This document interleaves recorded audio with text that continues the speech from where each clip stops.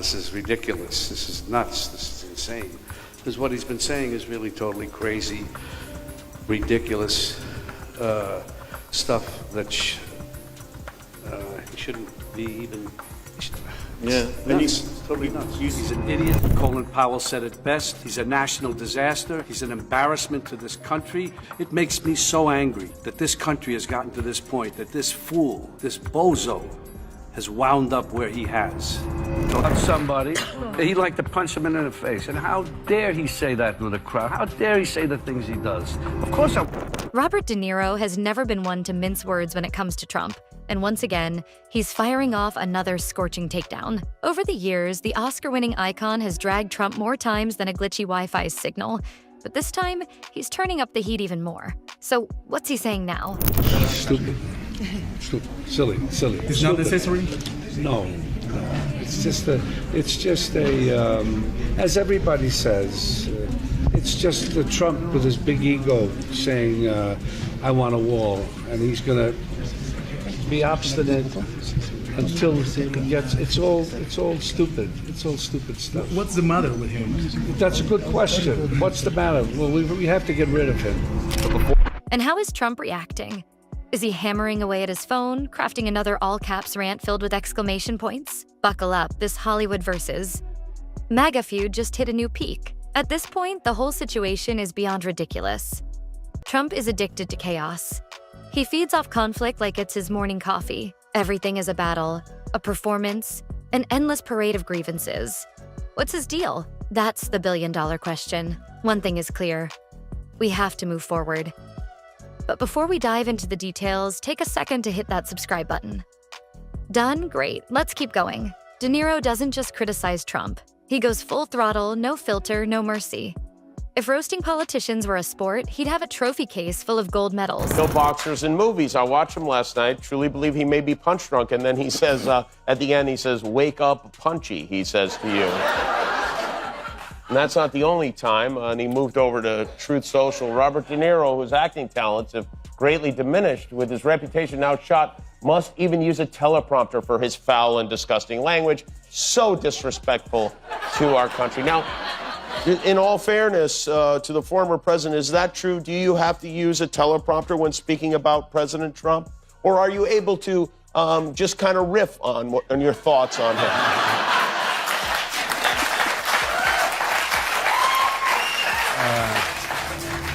Yeah. He's been calling Trump out for years, and this latest round is no exception. I can't stand bullies, De Niro says. People who use fear, threats, and intimidation to cling to power. It might work for a while, but eventually they fall. Chance. Why won't you give the president a chance, Robert De Niro? No, you're right. That's what I said right after he was elected. Give him a chance. I give everybody the benefit of the doubt. This guy has proven himself to be a total loser. De Niro. And now we have Trump, who thrives on revenge and division. He wants to punish his enemies, throw women in jail for getting abortions, gut Medicare and Social Security, deport millions, and even use the military against his own citizens. And what about the MAGA politicians? They're too afraid to stand up to him, bowing down while he steamrolls over democracy. But we're not scared. We won't back down for a second. The only way to stop this is by voting them all out. Every last one. De Niro's takedowns have become legendary. Part political rant, part stand-up routine, all razor sharp. He's called Trump a mutt, a fool, and in one perfectly executed line, a complete loser. No boxers in movies. I watched him last night. Truly believe he may be punch drunk. And then he says, at the end, he says, "Wake up, punchy," he says to you. And that's not the only time. And he moved over to Truth Social. Robert De Niro, whose acting talents have greatly diminished, with his reputation now shot, must even use a teleprompter for his foul and disgusting language. So disrespectful to our country. Now, in all fairness to the former president, is that true? Do you have to use a teleprompter when speaking about President Trump? Or are you able to just kind of riff on your thoughts on him?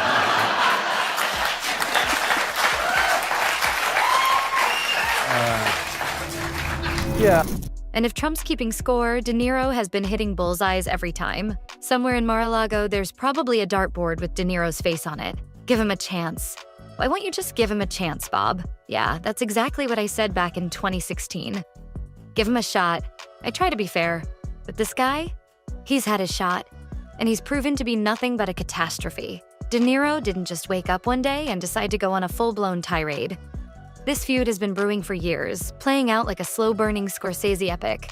You know an explosion is coming, you just don't know when. He first took shots at Trump way back in 2016, before he even stepped foot in the White House. At the time, Trump was still just a reality TV star testing the political waters. But De Niro wasn't fooled. He called him blatantly stupid, and even admitted he wanted to smack him in the face. Let's be real. Someone out there definitely has that clip saved as their ringtone. When Trump actually won, De Niro didn't back off. He doubled down. He threw verbal punches like a seasoned fighter, and Trump, never one to let an insult slide, fired back. He once called De Niro punch drunk, then took to Truth Social to keep the feud alive. In classic Trump fashion, he bashed De Niro's acting, claimed his career was over, and even suggested he needed a teleprompter to deliver his anti-Trump speeches. But De Niro wasn't letting up. By 2018, he took things to another level, storming the Tony Awards stage like he was about to deliver the performance of a lifetime, only to drop 2 words that sent shockwaves through the room. No build-up, no monologue, just a straight-up knockout. The audience erupted, while over at Fox News, alarms were probably blaring like it was DEFCON 1. The clip spread like wildfire, networks scrambled to censor it, Twitter lost its mind, and somewhere, Trump was likely watching with a plate of overcooked steak and ketchup, muttering, "Sad." As Trump's controversies piled up, De Niro stayed locked in, always ready with a microphone and a mission. It wasn't a debate, it was a one-man resistance. No script, no filter, just pure, uncut fury. So why do people love gangster movies so much? Maybe it's the outlaw appeal, the anti-hero, the guy who never backs down. In this case, De Niro wasn't just playing the part, he was living it. A wannabe mob boss in the White House. That's how De Niro saw Trump. He tries to act like a tough guy, like a made man. A real mafia don would probably call him a disappointed Dunsky, a flop, a fraud. And according to De Niro, that's exactly what he is. De Niro never held back. Whether it was an award show, an interview, or him dramatically ranting from a balcony like a Shakespearean king, he went all in. Dressed sharp, exuding peak De Niro intensity, he delivered yet another scathing anti-Trump speech. Not just a generic takedown, but a full theatrical experience, a masterclass in righteous fury from a man who spent decades perfecting mob boss monologues. This time, he called Trump the biggest threat to democracy. Well, at least since Trump's last scandal. He mocked his intelligence, or lack thereof, tore into his endless legal battles, and probably threw in a jab about the infamous two-handed water sip, like Trump was cradling a sacred relic. Flashbulbs popped, reporters scribbled like mad. The audience was hooked on every word. And somewhere in a Fox News control room, a producer was already whipping up a segment called Hollywood Elites at It Again. At this point, the De Niro versus Trump saga might as well be an HBO series. Just one interview, one award show, or one viral rant away from its next explosive episode. Robert De Niro practically tossed a lit match into the gasoline-soaked internet. Liberals responded by binging his entire filmography in protest, a time-honored online tradition, second only to passive-aggressive Facebook rants. I think that greed is so incredibly ugly and pervasive that these guys want it, they want more and more. I think they could care less about what's happening to the elderly, the children, the working class of this country. And I believe that they will do anything that they can to enrich themselves, and Trump is good. Donald Trump just stepped into a rhetorical firestorm, and Bernie Sanders was the one lighting the match. This wasn't just a sharp rebuke, it was a full-scale dismantling, leaving no wiggle room for spin or denial.